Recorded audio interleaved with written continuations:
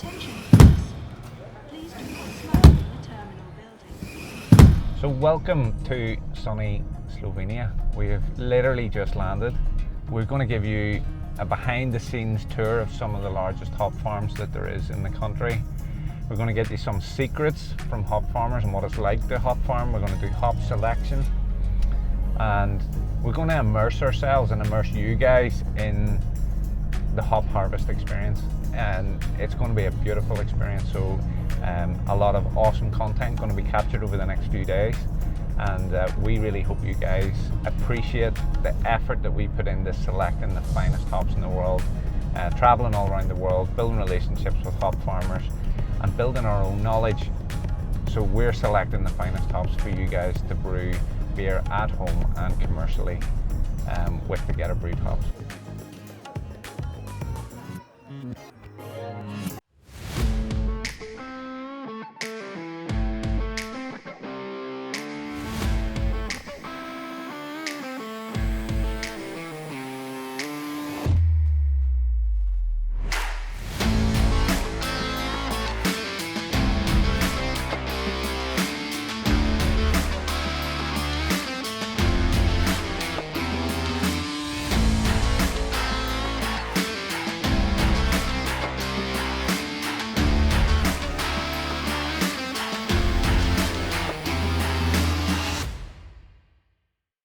So, Michal, we're in one of your hop fields. Take us through the life cycle of a hop. When does it start? Everything starts, let's say, in the springtime, but there's quite a lot also during the winter, some preparation that we have to do. Yeah. Since over the year, let's say growing year, we're taking some hop samples, we analyze it, we check all the things, how it will be for the future crop year, how the things will go on.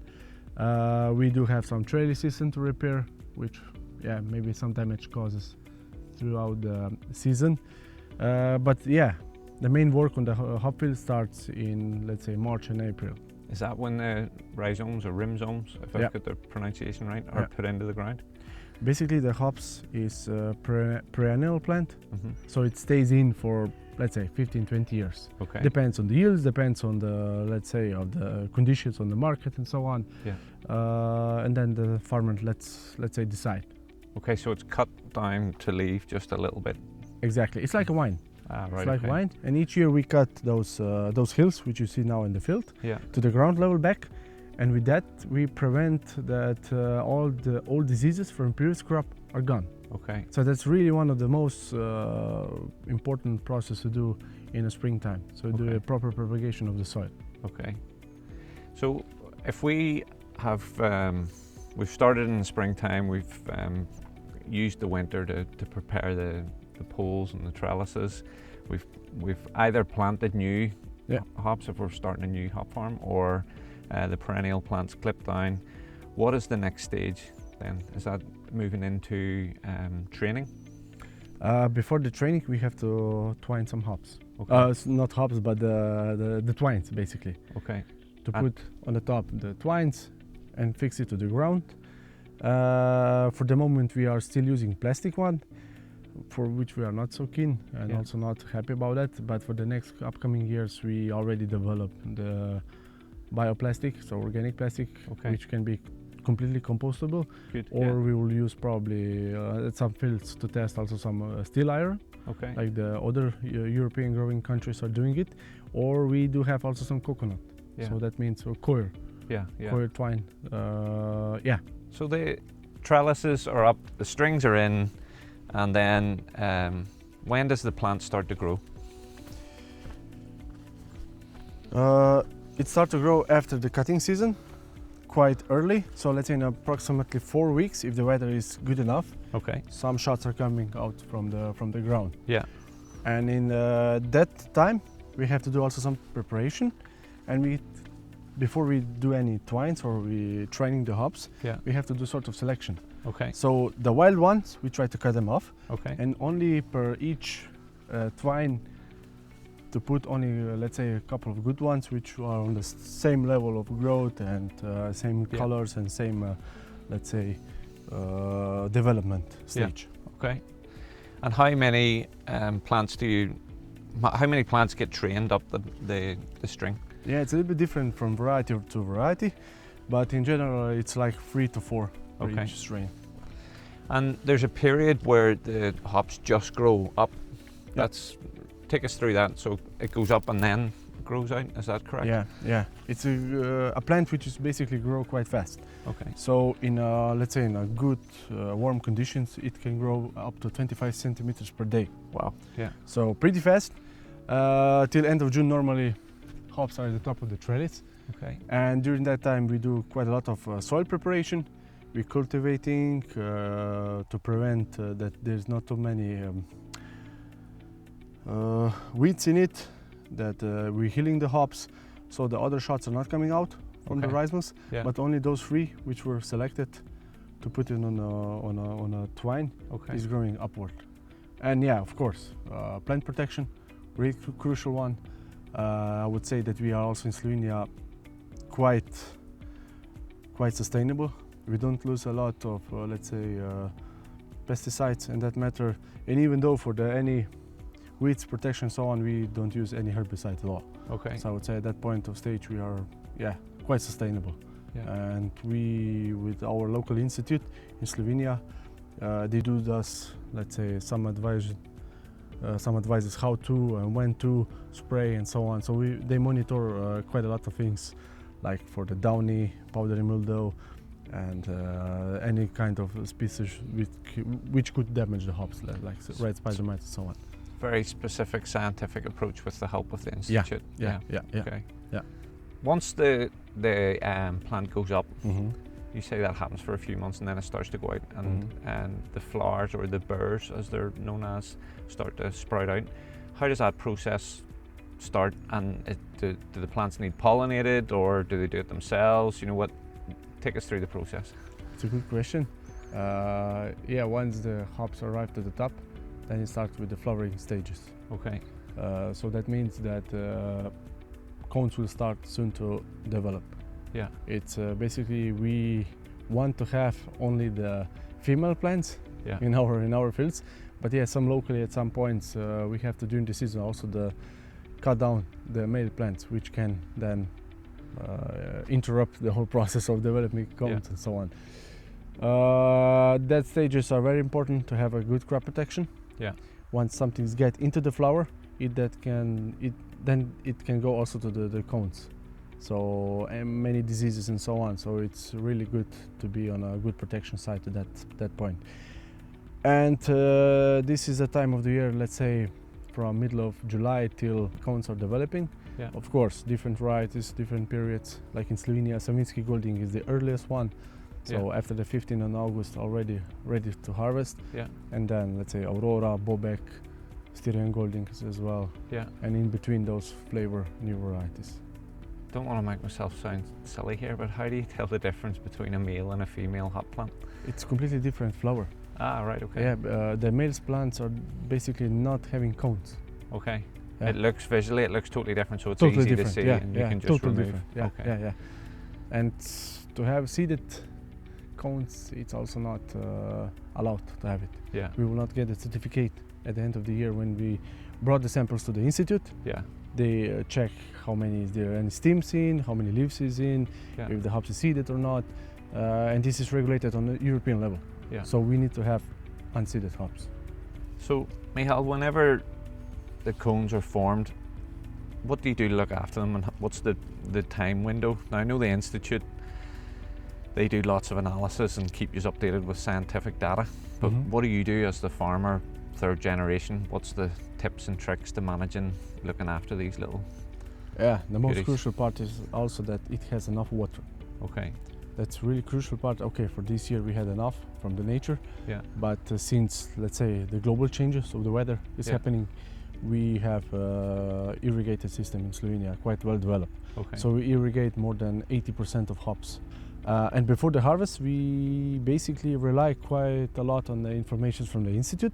Yeah. They do the maturity stage checks with the moisture content, alpha content, and then also advise the growers if it's ready or not. Yeah. There's also some tricks as a hop grower that you take a cone.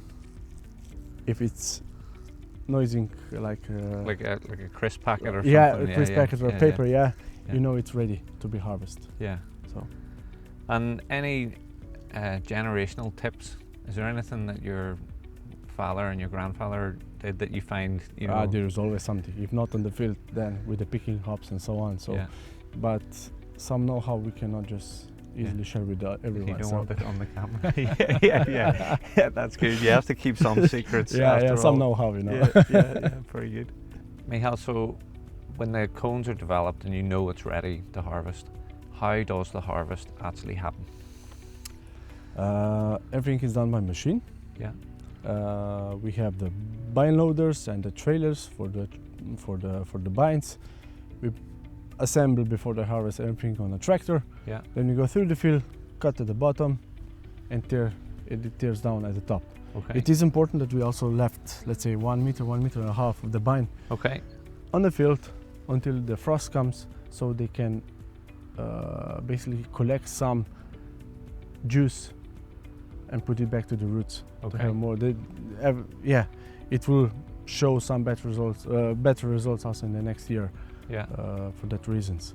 Then we put when the bind loader is full, we bring it to the harvest facility. Okay. Where we harvest it, we manually hang on the arm. It goes through machines. There are different kind of fingers which tearing down the leaves, cones, let's say stems, and so on, and then separated by different angles of belts, by the air dust or vacuum dust. Yeah. So we at the end have quite a good,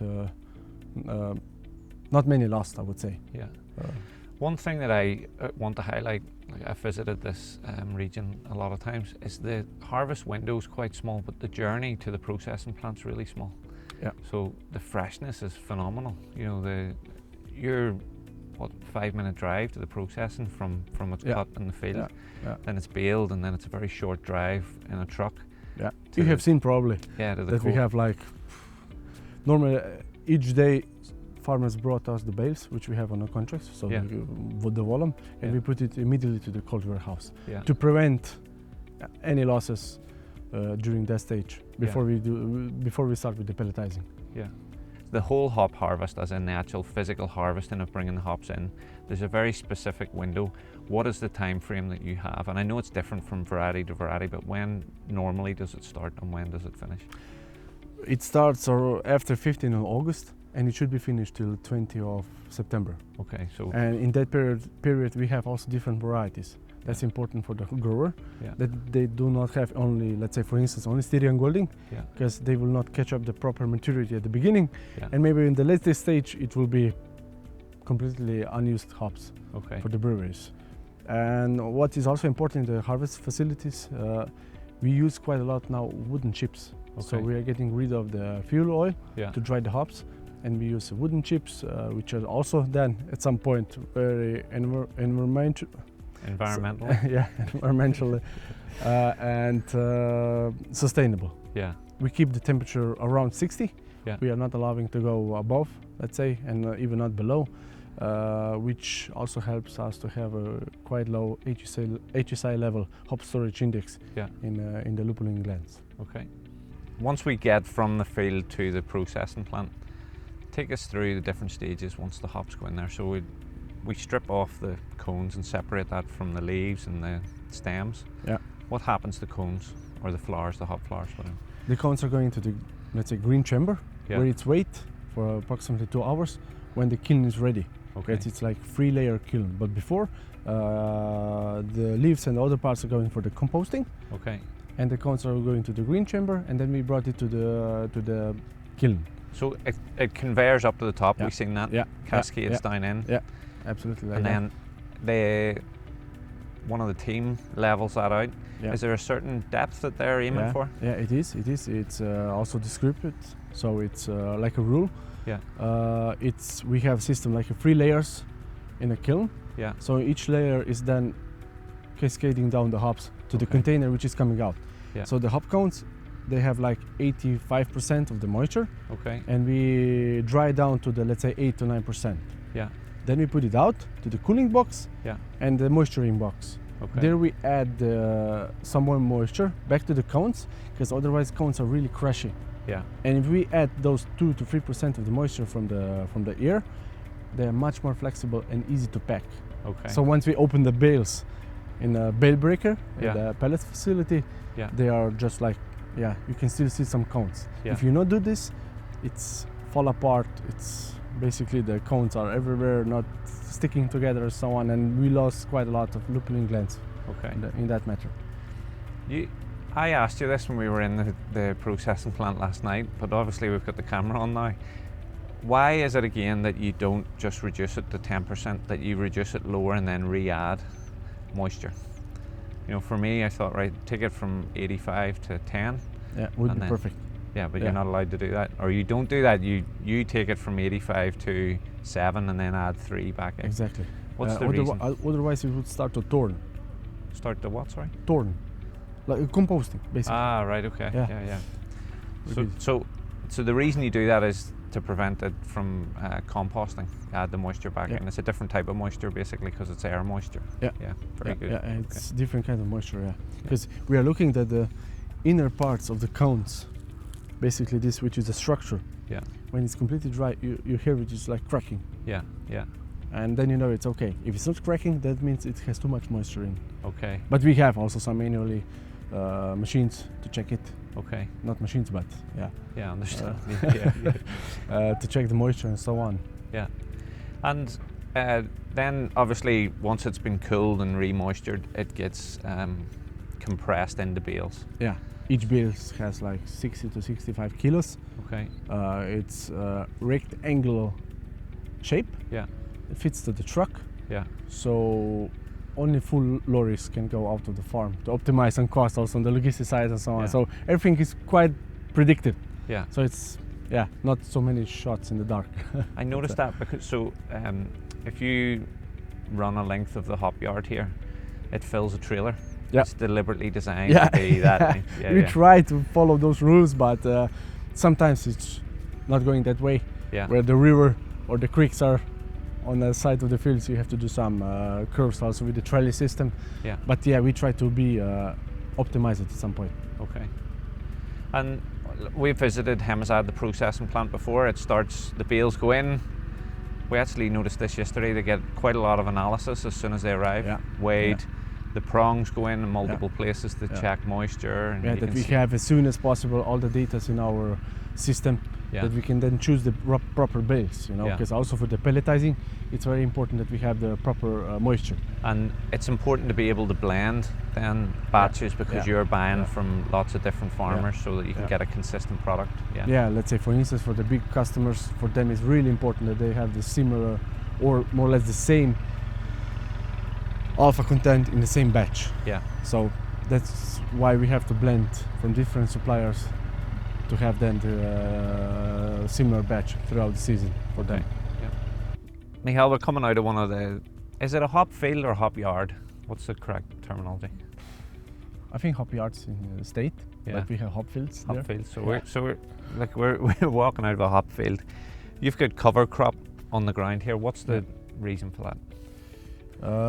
This is also a part of our sustainable program that we are having in Slovenia, and I think also in Europe it's now quite mandatory to do it. It prevents soil erosion, and also the temperature of the ground is much lower because there's crop there, obviously soaking up the sunshine. There was some researches done with the thermal vision camera. If there was a field without any cover crop, only the soil, the temperature of the soil was above 50 degrees. But once you have a green matter at the bottom, it's much more cooler, and it also soak all the nitrogen after the season, keep them in the leaf, then we mulch it and plow it back to the soil. So it's like a fertilizer for next year. Exactly. Okay. Yeah. And in terms of the layout of the hop fields, what's the height that you're aiming for when you're starting a brand new one? Also depends a little bit on variety. Some varieties want to have a bigger, higher trellis system, some lower. So it's from 7 to 8.5 meters. Yeah. And then the length is enough to fill a trailer. Yeah.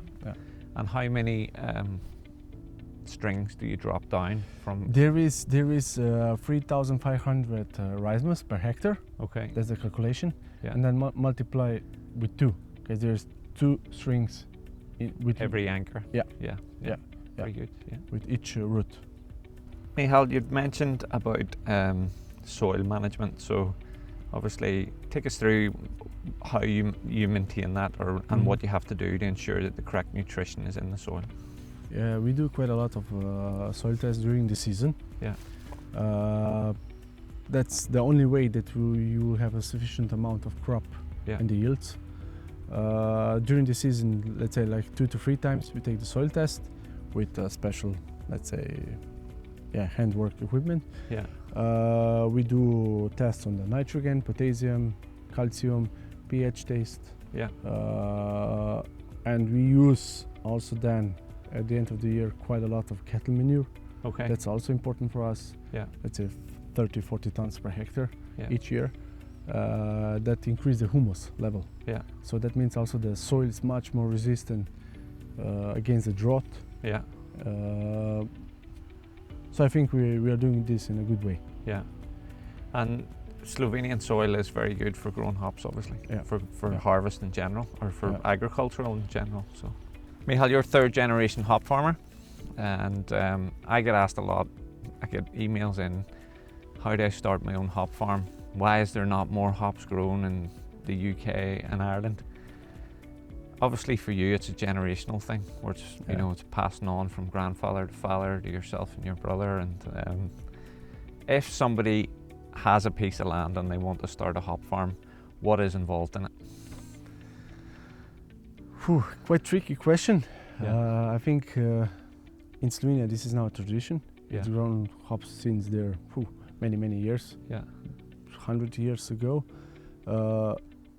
How to start it? Yeah, of course you need to have a land and a certain potential. Hops is not growing anywhere. Yeah. This is this attitude around the globe where it's grown. Enough sunlight, good soil, quite a bit of money to invest everything, and the knowledge. This is something that my dad, my granddad gave it to me as well, that we can go this with hand by hand, from generation to generation. And it's also a slang here in Slovenia. Once you're scratched by the hops, you're scratched for a lifetime. So you cannot quit it. Yeah. So if someone has the land has to be in the right geographical location. Yeah. And hops require really cold winters and really hot summers, is that correct? Yeah, that's a good combination. Yeah. So during the winter it's quite cold, that the soil can take a good rest. Yeah. And quite a bit also sunshine.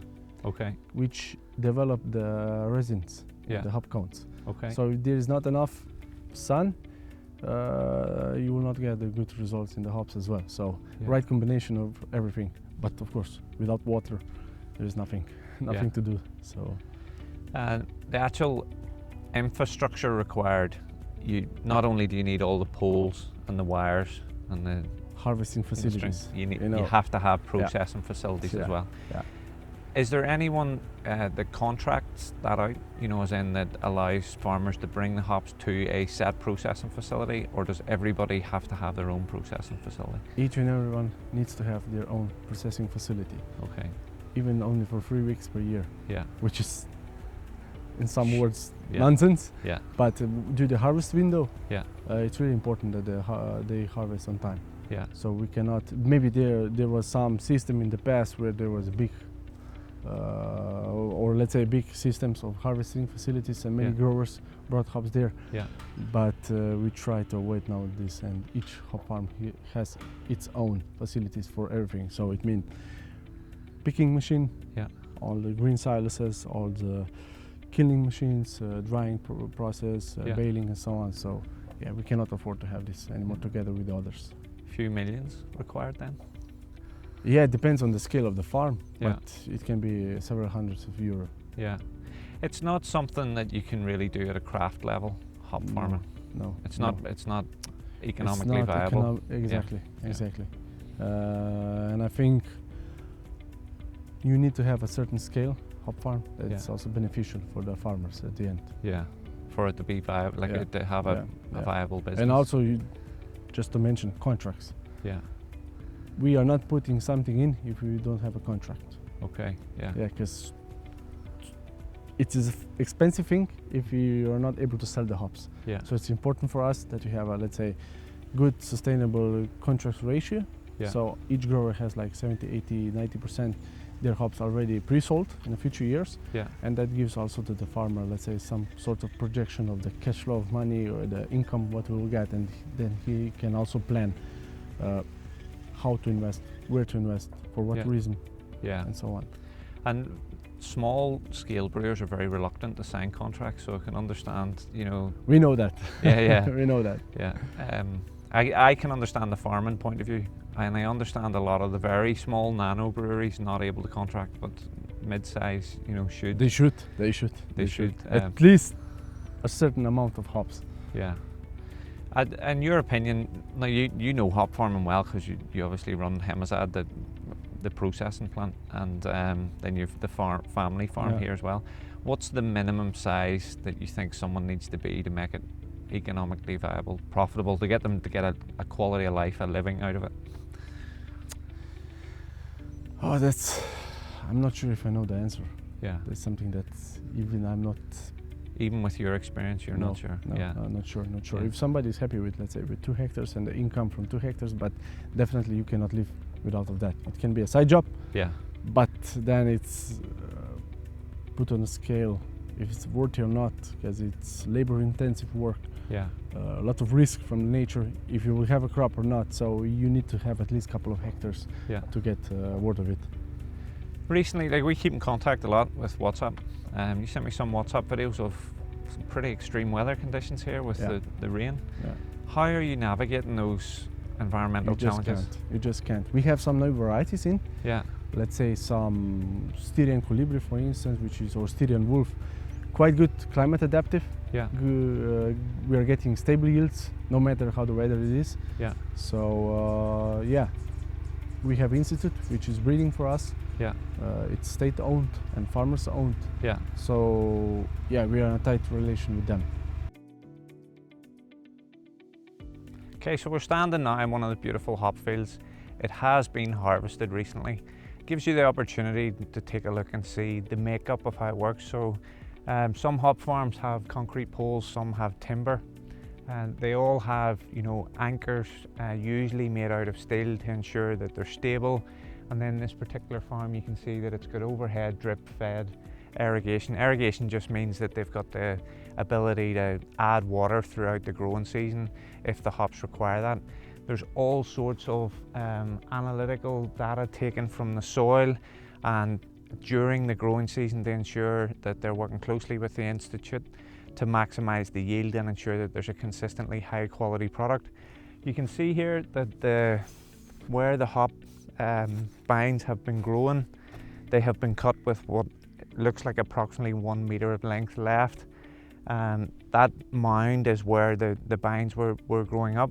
What will happen is the leaves and the vines will be composted at the processing plant. They will be spread back onto the field, and then the whole cycle starts again in terms of field preparation, soil testing, and getting ready for planting for the new season. So it gives you the opportunity to see fields in the background that haven't been harvested, fields here that have been harvested, and what an incredible experience in a hot, sunny hop field in Slovenia.